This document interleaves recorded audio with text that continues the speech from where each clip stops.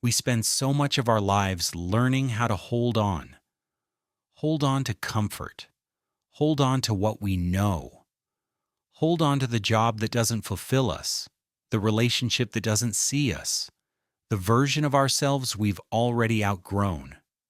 We call it stability. We call it safety. We call it being realistic. But what if staying still is the greatest risk of all? No one ever warns you about that part. No one puts it in the fine print. No one says, if you choose not to leap, you're still choosing a path. And sometimes it leads nowhere. See, fear doesn't always scream.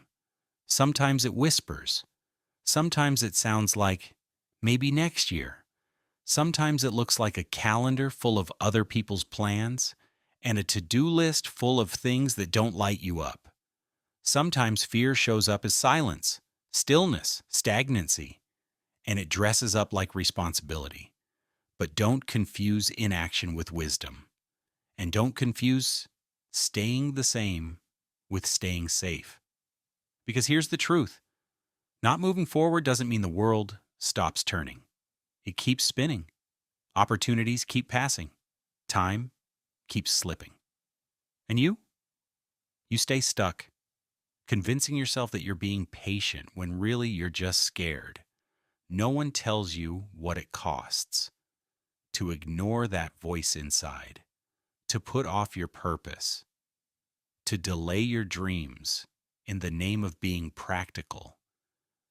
You think you're avoiding failure, but you're actually choosing a quieter kind, the kind that doesn't announce itself with sirens, but creeps in slowly, like dust on your soul. It happens subtly. First, you stop trying.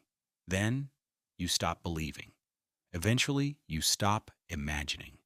Until one day you wake up and the spark's gone, and you don't remember when you stopped dreaming. Only that you did. That's the risk of staying still. You give up the life that could have been for the comfort of what's always been. We act like time is something we'll always have more of, like we can afford to wait. But not deciding is a decision, and it has a price. Stillness can be just as dangerous as recklessness because it convinces you that you're in control while slowly draining your potential dry. You know what's scarier than failing? Wondering forever what would have happened if you'd tried. You don't have to leap all at once. You don't have to have it all figured out. But you do have to move, even if it's a stumble, even if it's messy, even if it's small, because momentum doesn't come from thinking. It comes from doing. We wait for clarity. We wait for certainty. We wait until the fear goes away. But sometimes the only way out of fear is through the movement, through the first step, through the awkward beginning, through the uncertainty. We ask, what if it doesn't work? But what if it does? What if the risk opens doors you didn't even know were locked? What if it introduces you to a version of yourself that finally feels alive? Staying still never leads you there. Waiting never gets you closer. You don't become who you were born to be by standing in the same place. So many people live quiet lives of not quite misery. Jobs they dread, marriages they tolerate, cities that stifle them, dreams deferred so long they become background noise. And it's not because they're incapable, it's because they're afraid. Afraid to mess up, afraid to be seen, afraid to disappoint others. So they choose the slow death of comfort. But here's the wild part. They're already disappointed, already stuck, already disconnected. Comfortable misery is still misery, and staying still won't save you from that. When did we start believing that shrinking ourselves was noble, that playing small was responsible, that settling meant we were mature? There's nothing noble about withholding your potential. There's nothing wise about staying in places you've outgrown. There's nothing responsible about silencing your soul. You weren't born to settle. You weren't born to fit in. You weren't born to live on repeat.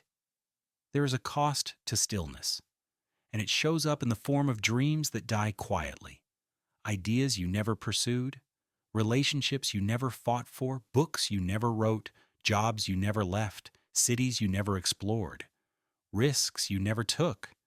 And one day you'll realize the safe path wasn't safe at all. It just felt familiar. But familiarity isn't freedom, and comfort isn't always kind. You're not meant to rot in a room you've already mastered. You're meant to outgrow, to expand, to become. And that means moving, even when it's terrifying, even when it's uncertain, even when no one else understands. There will always be reasons not to. There will always be someone who doubts. There will always be a voice that says, maybe later, maybe next time. But how many laters do you think you have left? The future doesn't arrive by waiting. It shows up in the steps you take today. So stop telling yourself the lie that staying still is safer. It's not. It's just a slower way to die. Risk is inevitable.